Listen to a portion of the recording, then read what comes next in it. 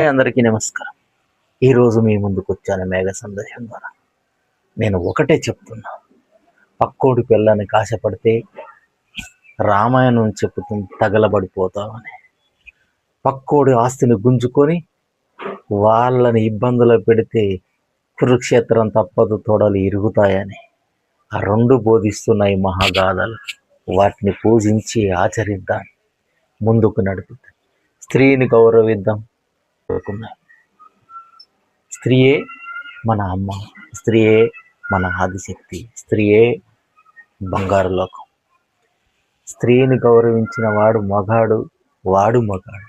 స్త్రీని అపహరించి, స్త్రీని ఇబ్బందులు పెట్టి, స్త్రీని చిత్రహింసలు పెట్టేవాడు ఆడు మగాడు కాదు, వాడు నపుంసకుడు.